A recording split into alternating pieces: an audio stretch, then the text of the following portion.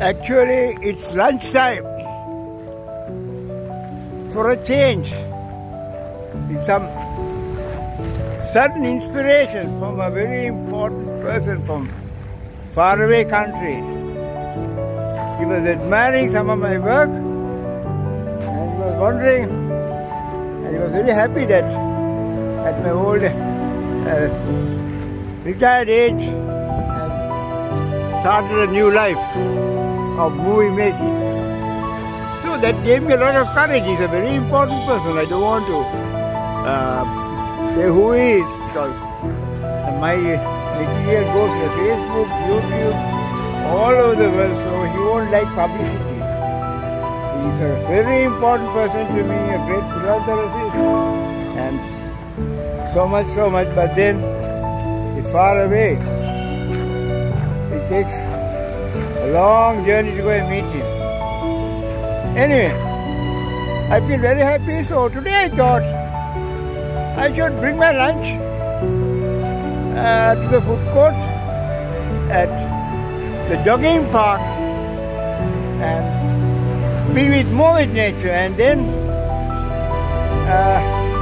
we make it more wholesome. And also, I'm not a selfish man. Whatever I do, what I will say, I have something, a message for the rest of the world also. Today, with I won't tell his name, he was my nephew, a famous man, a well-established personality abroad, whose name is going to be anonymous. When he recognized my talents, I really got elated. I thought I must do even better, go viral worldwide. So, in my later stages, a lot of people say, why, old age you are doing it, I can't do it. Everybody can do it. You know, life is not a bed of roses. You look at my own life, you never imagine. A multi-millionaire's son. My father, he had a huge business organization, and then one and only, I don't want to go into details, he did all that. But then, with 83 violence, we went to thin air, and then, after 30-40 years, I re-emerged, not as a businessman, as an artist, a movie maker, and a social worker. With this coronavirus, what's all these viruses, man? I have been studying this was 40-50 years back when I was selling all agrochemicals, veterinary drugs. I was going deep with the research crowd and all that, but there's no point in talking all that. But what I want to tell the whole world is, there are several things with these modern innovations and other things, we are not, still there are things we are failing to realize. Why the ancient people, the good old bullock cart days, although things were very sluggish, they lived a wholesome life. They ate good food, got married, had several children, had acres and acres of land. Life was so nice. Today, with all advancement of science and all technology and all that, what has happened? What has happened? Think. We have gone beyond the boundaries. We must always realize man, animal, plants, we are all God's creation. The early beginnings, man and animal would have all been living together with in nature, and nature provided its sustenance, and they were independently, they were depending on each other.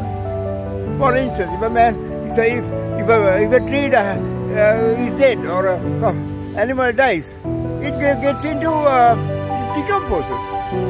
Microbiological activities take place, and then nutrients are released, and the plants, vegetations grow. There again,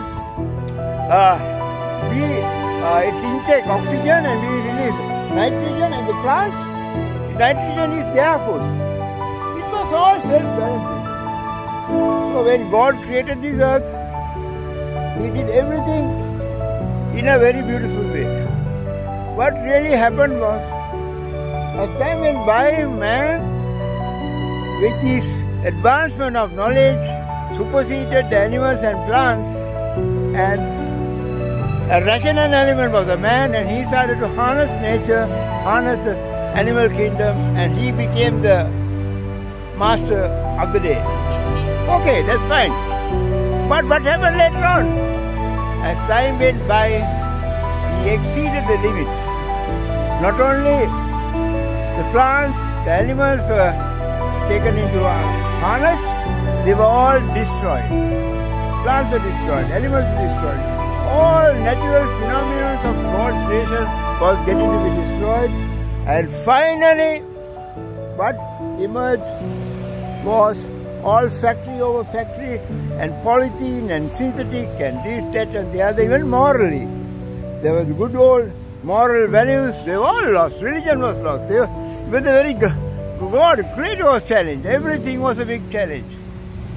And then, what was the biggest threat?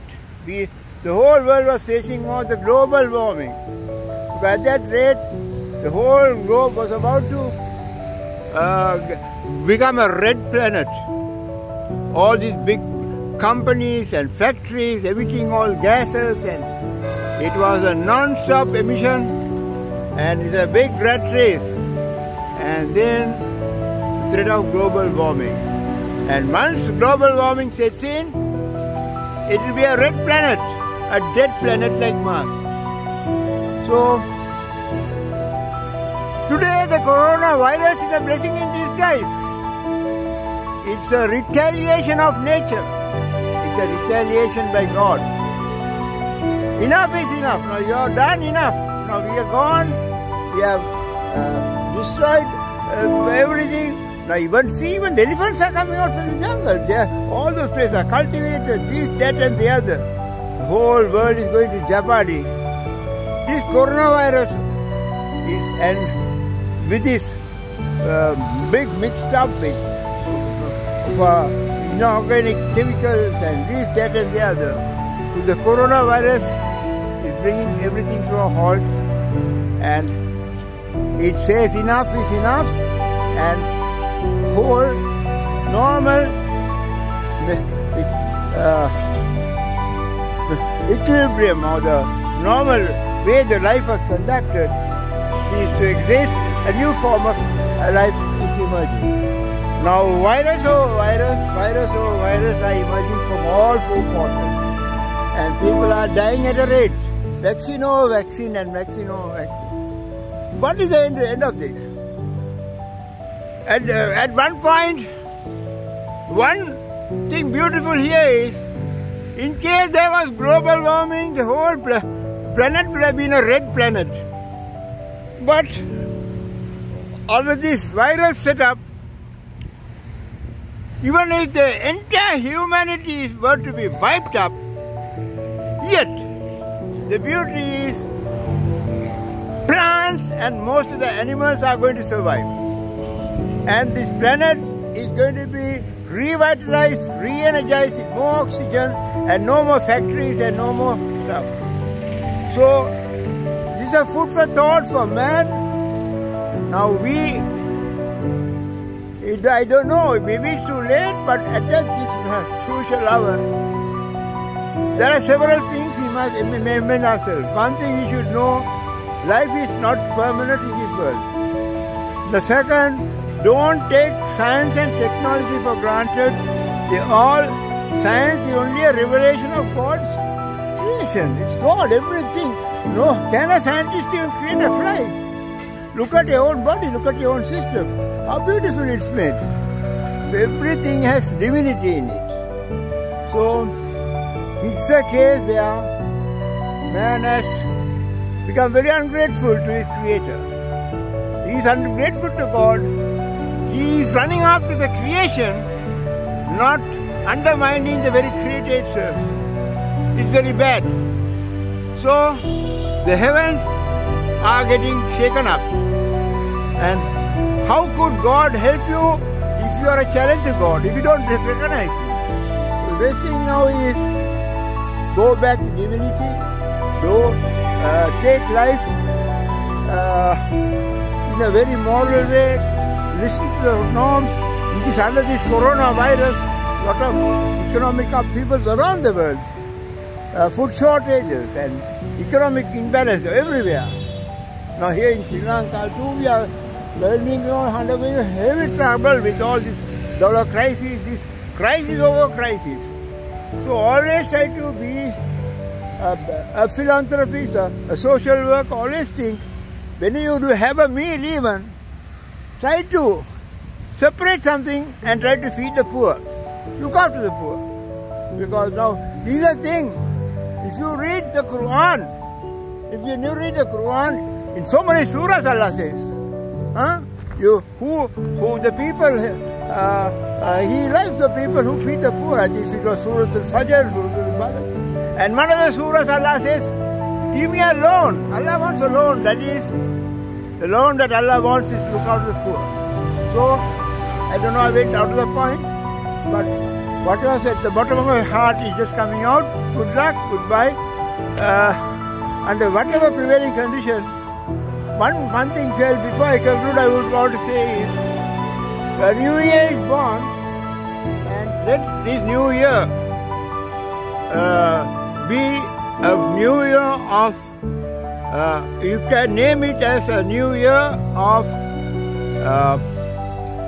rehabilitation, new year of planning, new year of facing challenges, where it's a year where we are going to lay the foundation and see our mistakes and do something positive, something worth it for the next generation.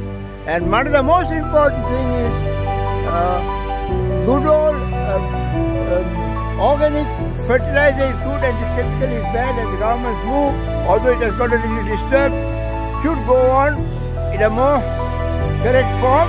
In this time they should get down and get back all the experts of the departments and all, put their head together and go back to the herbal natural food and get rid of all this chemical stuff and all that. See very scientifically that process. It's a very good concept, although we had still not settled down with it. Apart from that, let us rise above all these social taboos and discriminations, this, that and the other, and try to make this world a wonderful thing. And also personally I would tell every one of you, don't be obsessed with one thing totally.